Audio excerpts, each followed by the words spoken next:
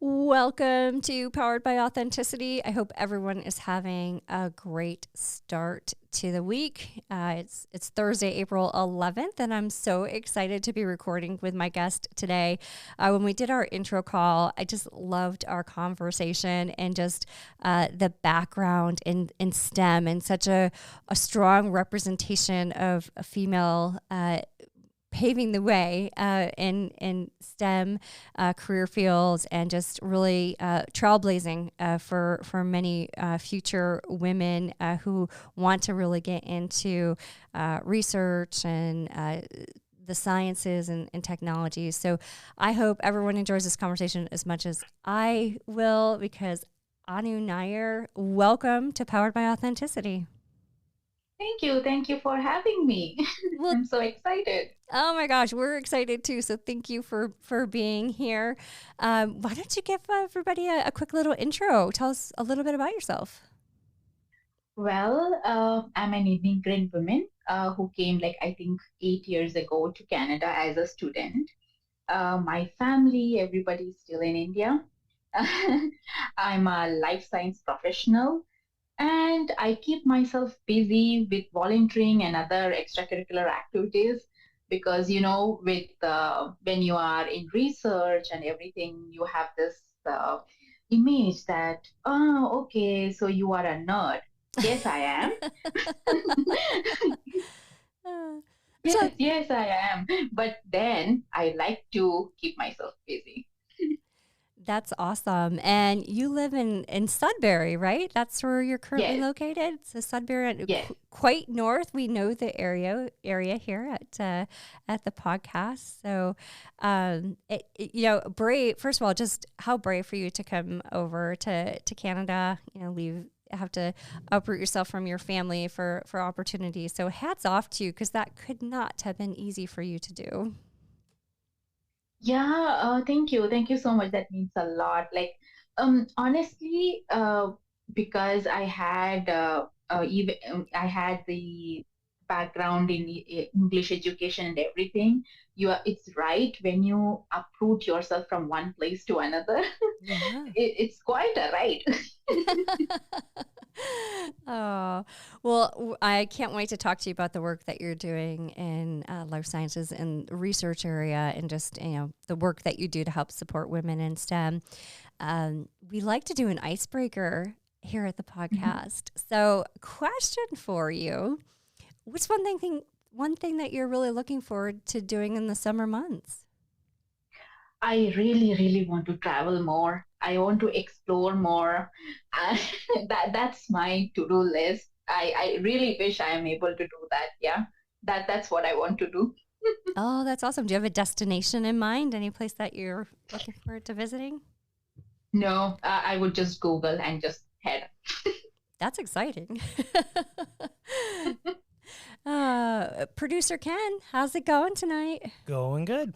How about you? What's one thing you're looking forward to doing? I am looking forward to getting out on the water and going fishing, Yeah, whether that be just at one of the local creeks here or when we get up to Northern Ontario. yeah. I think I'm gonna look for the boat. Getting out on. We have a pontoon boat, so getting out on and hitting the water. You should come visit us when we go to North Bay. On you. Yes, we should meet up. Yeah, Would be of good. course. Awesome. All right. Well, I would love to hear about the work that you're currently doing for Health Sciences North Research. Tell us a little bit about the work that you do.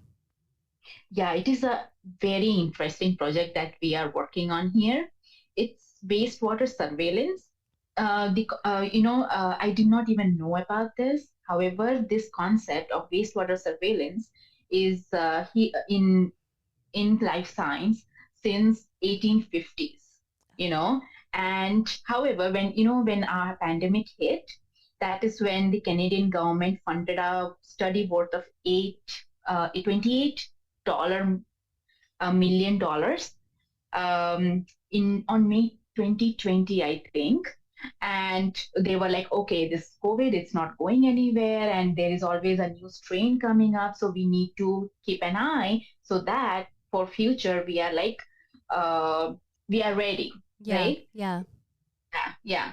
So now it is we are still doing on COVID and everything, but we have moved on to STIs, influenza, all other infectious diseases. So the project is very it's very interesting project. Like just from wastewater, they know that what is going on in the population, and the health science professionals can be ready for whatever is coming on their way. Wow. So, you really started working in this when COVID was pretty rampant, and we were really in the lockdown phases then. I did not start when there was COVID. Okay. I started way after, like a year before. That is Gotcha. when I started. Yeah, yeah. So when this project was established, I wasn't part of it. But when I moved here to Sudbury back, I was applying and I was fortunate enough to get hired to this project. And when I knew about this project, I was like, oh my God, you can do that. And then I Yeah. started studying, and then was like, oh yeah, you can. It has been done since 1850s. It's just that the techniques were not good at that time, but then by 1990s, I think the PCR technique and everything was more prominent, and it became famous. But with SARS, Canadian government was okay, we can do this, so it's much cheaper, and people will be safe if we are monitoring all these things, right? Yeah. Yeah. Yeah. Interesting. So it has to be, especially this time of year, it must be interesting to see like how the different strains of the flu and different things are starting to really pop up. It must be, I can't imagine the amount of data that you're probably filtering through on a daily basis. Yeah, it's really fun. Like we always have a sort of okay, this is how the graph should go, because the peak seasons and everything. Sometimes that's not the case, and we are like, interesting, how is Mm-hmm. that happening?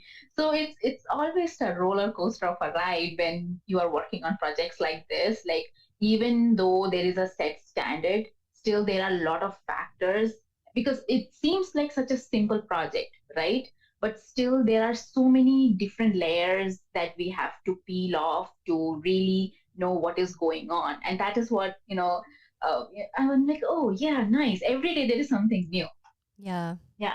Yeah, I can't imagine. How did you find your way into this industry? It's very interesting to me. So how did you make the decision to go into kind of this career path? So like from back home, I had masters in biochemistry, right?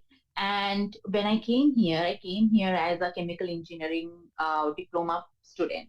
So I went down to construction industry for a while to do my co-op, and from there I went to renewable energy. So from there I did go to research. So I was like, okay, I want to explore biotech industry too. So when I moved here, I was like, okay, let me start applying. Let me know where all these things starts, right? So research is where everything starts. So I was working at the rear end of everything, right? At the end, okay, the products are made and it's going. So how are these made? What is happening at research setting? So that is what interested me. Like I want to go into research sector, and that is how I started applying. Like I want to know what is how and how is it happening. And when you take science as your you know subject as a kid, you are like, I want to be a scientist, right? So so I was like, I really really want to know how are things happening down, how are things done. So that is how I ended up in applying and getting this position. Yeah. That's awesome. And from from looking at like metrics and data, there's not a lot of women who continue to forge ahead within the sciences. So what's it been like as a female, serving both in the research technician capacity, but also, the leadership roles? Have you felt supported? Just what's it been like to be a female in this industry? Honestly speaking, it's not very easy. Why I say is that even though we have so many organizations and we have so much support, like it is not like how it was earlier, of course, Mm-hmm. it is much better. But since I feel like we have much work to do, Yeah. right? Um, Reason being, it's if when you say, woman empowerment, okay, and feminism, there is I feel like there is this wave of negative reactions that comes towards it. And I feel like the reason is that they don't understand what it entails. Like when we say women empowerment and feminism, it doesn't mean dominance or anything. It means equality, Yep. right? Yep. Like we are working towards the equality, and the issues that we see today sometimes passively or in microaggression roles, uh, ways, they were very active once upon a time, which is why we have these organizations and everything that supports women, right? Yep. So I feel like it is a lot of work has been done, but we have a very long way to go. And I have met some women, especially through SUST and everything, where I listen to their stories, what they have done, and so inspirational. And I'm like, okay, this I should be done. And there are so many other people that have actually supported me. Mm-hmm. So I'm very fortunate like that. But I feel like we still have a long way to go. Yeah. Yeah, and I think particular in the STEM career fields, it's interesting you brought up, wanting to know how to, you know, enter research and where things begin. And, a lot of girls up to middle school are usually interested in that type of, learning opportunity and understanding and, just looking at STEM as a career. But then around middle school, we start to lose the younger girls in joining that type of workforce because it's not cool, or it's just something that's not received well amongst their peer group. So, what do you think about trying to get the younger female population involved in like the research and life sciences industry? Yeah, that is because, like, at first, even when I say, like, when you see a scientist or a research or a life science, or suppose you say that you have taken science, you are looked upon as a nerd, right? It's Yeah. very true, right? So I think that is a very big part of it. And nowadays, life science has so many different kind of professionals, so many different options that they have, where they can work and they can also be creative. It's not just bench, Yep. right? So like when I was growing up, it was like, okay, like I said, at the beginning too, like I want to be a scientist, Yep. yeah. But now when I look back, oh, there are so many different kind of options that are available. So I think if we educate them in a way like, okay, you know what, girls, you have all these options. Would that interest you? I Yep. think that is where we need to start. Like, you need to say, okay, it's not just this. Okay, it's not just like you are caged in a lab. No, if you don't want to do it, it's fine. It's fine. There are a lot other options, from marketing to like, not if even if you don't want to do marketing, there is like, as an admin, there are so many other job opportunities, and it's Yep. so cool. So many of them are there. So there are bunch of them. I think we just need to educate them enough. Yeah, I think the that education is lacking, right? Like if you to your point, and I love how you say,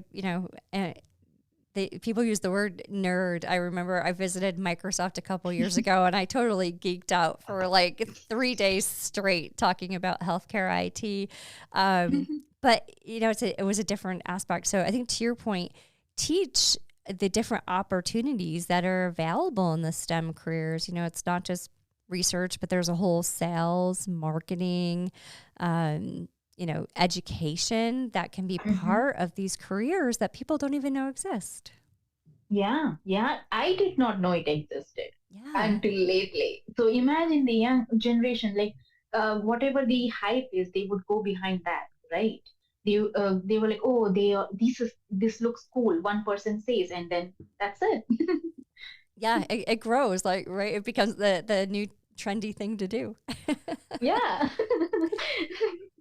That's it. We're saying it right here, Anu, that IT STEM girls are cool. Yeah, Yeah. exactly. So I think the education piece is just so important. Getting word out there. And I think one way to get word and broaden educational opportunities are through different programs that are available. So I think you do work with the Society for Canadian Women in Science. Is that correct? Yes, that's correct. Yes, yes. Yeah, tell us a little bit about that organization. So, has been in, it's a Canadian organization. It has been for 40 years now, right? And it's still growing. So I was involved in the sister application of it through Make Possible, and I'm also a project coordinator for the Awesome. Quebec branch, right? So one place I try to promote, and I try to tell more and more people in the application and through my LinkedIn and everything, like, okay, come to this application, look for a mentor, look for people who have experienced and walked your path and learn from them. And with the project coordinator one, I'm trying to, work with the team, um, and, have events and everything organized. So I felt so welcomed Mhm. into this organization because like I said, I was going through a career transition, and when you're going through a career transition, you kind of feel lost. Yes. You are like, I'm like, am I doing the right thing or wrong, or is it okay? It's not okay. What is it? Yep. So when you see like there are other women or like anybody, it's right, has gone through the same pattern of experience, and you learn from them, or they can tell you like, you know what, this is what it is, or this is what I did. So it might um, align with you or not. Yep. It depends on you. Yep. But at least you listen, and you only take the suggestions you need, right? Yep. And so far, my experience has been like nice. I have seen and heard so many women there, and I feel great. Yeah, it's nice to be surrounded with like-minded and like women, right? Who Yeah. understand the different perspectives, and it sometimes we have different ways that we need to look at problems or career transitions and many different things. So having that like-minded group is often just a a lifesaver, right? Like it's another place to just go and learn. Oh yeah, for sure. Like everybody that I've met, they had such incredible stories, and you are like, okay, and they inspire you, right? And Yeah. you are like, okay. It's not just me. Yep. When you feel like it's just you, that is when it is like so like, oh no, it's just happening with me. That is very demoralizing, right? Yep. But when you see like, okay, I have people who have been gone through the same thing, and there are people who are there to support you, both, right? Yep. So you feel so good. So that is how I felt when I first came into this organization. That that's great. Are they all across Canada then? Different chapters in different Yes, cities? Okay. yes, they are in Quebec, Toronto, Vancouver. They are actually Vancouver based, but they are all over the places. They have like small other groups. They're all over the places. Yeah. Okay. I'm gonna have to go check out their branch in Toronto, see what's coming up. It's not that far of Yeah, a yeah, drive. Yeah. That's so yeah. cool.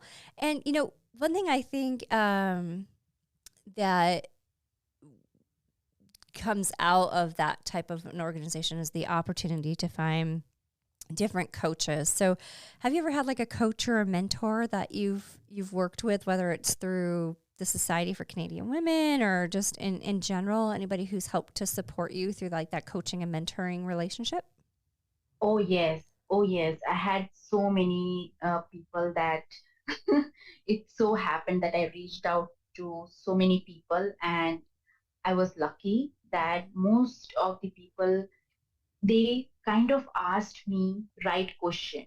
Like I said, like, oh, when you are lost, like you're like, oh, what am I doing? Yep. So each and every one of them, they asked me, no, is this what you want, or is that what you want to do? This is what I suggest you. So that the coach and everything that I had at that point of time, it helped me navigate my professional and my personal mindset, both, right? So I'm like, okay, this is how I should do, or this is how it is perceived, or this is how I should work on my, soft skills or technical skills. This is the thought process that we need to work on.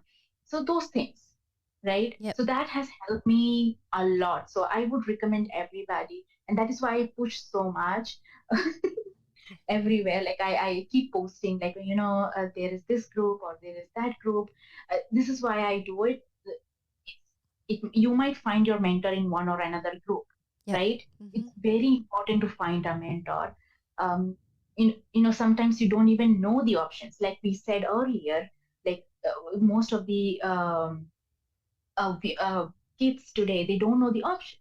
Yep. So they just go with whatever they knew. And that is what I did. I know that. Like I didn't know all the options. So I did go with whatever I had in my hand.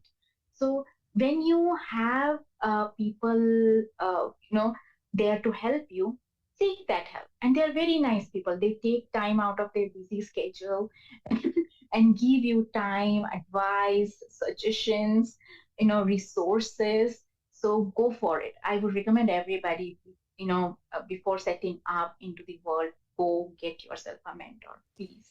Yeah, I wish more colleges help to put like even juniors, sophomore juniors, into positions where they could go and speak with someone in their career field. Offer that like initial mentorship type of Mhm. opportunity. Because as you enter into the world of employment, it's so different. And Yeah. just having somebody kind of set for you to help guide you, I think is critical. Yes, very, very important, because theoretically you can pass an exam, but when you are in a corporate world and all, no matter how good of a job you are doing, sometimes you need to know certain things, and that can only come from an experienced person, Mm-hmm. right? Yep. Yep. Especially in the landscape of corporate politics and how to handle situations. Right? Not that you ever had to deal with that, right? No. No. Yeah, it's hard to know where to go and where to ask for help. And I think the other thing is learning it's okay to go ask for that help. Like it's not a negative thing. It's actually a very positive thing that you can do, is to go and seek a mentor or ask a question of somebody who, might have an answer that you're just not aware of. Don't be afraid of just reaching out and asking the questions. Exactly, exactly. And if you, no matter if you are studying or working, you should be in a position where you are able to express yourself confidently and free. You Yep. know, that is what states that you are in a good place or not. Oh, I agree. Yeah, that helps from a culture perspective for sure to know. One of the other relationships that I think more and more is becoming important are those allies.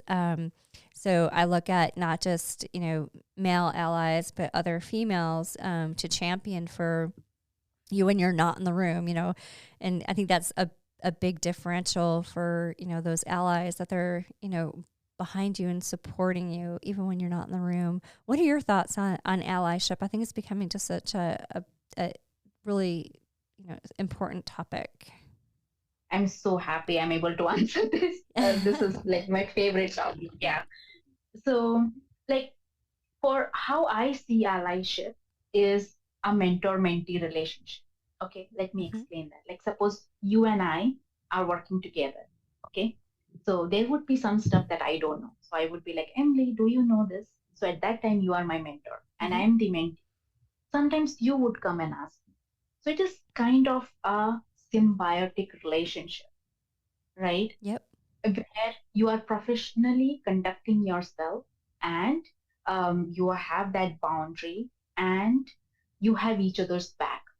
I know, okay, I come to work, I'm working with you. I know, oh, Emily is there. She got my back. That's it, Yep. right? She will let me know if anything has to know. So that might or might not grow into friendship. Okay, so I feel like that is another thing that is some misnomer. Allyship is not friendship. Allyship is Yep. like, okay, in a very pure form, you are conducting yourself um, authentically at a workplace. That is what it is, right? So I believe that men, women, no matter if that person is older than you, younger than you, same age, you get to learn from everybody, Mm-hmm. like everyone. So it is very important that if you have a comment, if you have something to say, you are able to say, and you learn from the other person too, Mm-hmm. right? So you need to have that broader perspective. You cannot be like, oh, I know. You cannot be that person, Yep. right? You need to keep your clear mind, and you need to be like, oh, okay, I accept this. If not, it doesn't make sense to you. Ask, where do you come from? Like, why do you say this? So I think that is how allyship works for me. If I, that makes sense. it makes sense, and I want to point some. Well, I've got two things I want to point out, but the first thing I want to point out is allyship is not friendship, and I like how Mm, you said that because it's not. It's very different, and mhm. you shouldn't go. Coaches and mentors can become your friend over time, but walking into and learning from people doesn't ultimately mean that you have like that personal friendship that it may appear, right? Like that's not what it's about. It's about supporting one another and doing so, to your point, in a professional manner. So I love how you said allyship is not friendship. Yeah, it can grow into one. Sure. 5, 10 years we work together. Yeah, sure. Yep. You are in my all Christmas parties. Sure. But it's not necessary. Yep. That's all. Yeah, I love you're supporting somebody whether they're in the room or not, and I think that's a very important distinction. So Definitely. yeah, absolutely. The other thing that I happen to have a slight passion around is the fact that and you said it, younger people can learn from more experienced individuals, and those more experienced individuals can learn from the new generation coming into the workforce. That kind of reverse mentorship. Absolutely. Yeah, I think it's forgotten. Like I think it's It is. yeah. It is. Because why I say that is, how, like when I was in college, we used to have Facebook or something. This is a very simple example, right? Mhm. And now there is so many other stuff going on that Yeah. I won't understand. But if there is a young person who knows, they will be like, you know what, I know these are the things. Hmm. But I need to have that kind of mindset that I accept it. I would be like, oh no, I know everything. Yep. So Yeah. it's not going to work out. And vice versa. Some like, oh, I'm too cool to learn from an old person. That is also not right. Yeah. I mean, it's so true because I look at if we look at the technology sector, it changes every day, and so it's Mhm. impossible, especially if you've been in it a while and you've been at your job for a while, you may not have exposure because you're just responsible for a certain set of tasks. So you may not have exposure into some of the new ways of working and new technology that's out there, to keep your mind open to that experience. And to your point, vice versa. it's, what's old is new again. So learning some of the ways and methodologies and things that you can from someone who's been doing it for a while is great exposure to experience and being able to, learn from their many years in the field. So I think it's forgotten and I love to talk about it. So I'm glad that you feel passionate about that as well. Yeah, yeah. Yeah, that's awesome. Well, so tell me a little bit about what's on the horizon for you. What's coming up next? Hmm. So now I'm like, I have explored, like I have worked as a technician for a while now, like in a year and a half. So I have been developing myself, like working on my leadership skills and everything. So Awesome. currently, I'm trying to get a position as a in a biotech pharma industry as a leader. Hmm. Um, However, I would like to have a Sanskrit quote here, which Yeah. says, "Karmanyavadikaristu ma phaleshu kadachana," which beautifully translates into, "You are entitled to do all the duties you are supposed to do. However, you are not entitled to the fruits of it."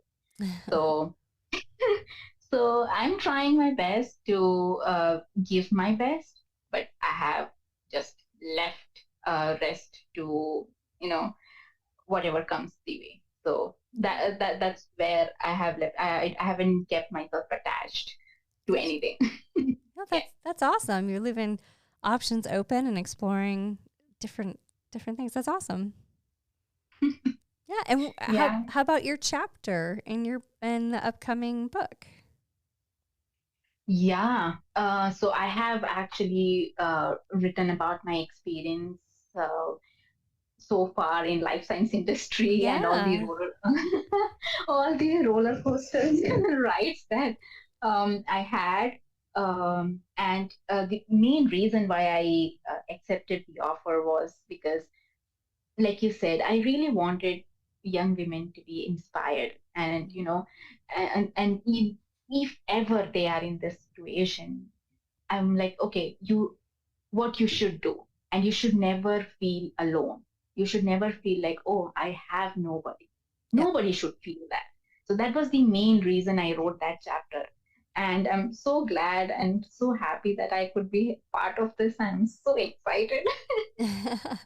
Yeah, I mean that's how we got introduced. So I'm Yes. excited because it's been one, it's fun to tell the story, right? So I can't wait to read your chapter. And it's just been a great networking and opened my eyes to so many different experiences that women have had, and Yeah. conversations like this have developed out of it. And it's so interesting to me, everybody's journeys that they've had.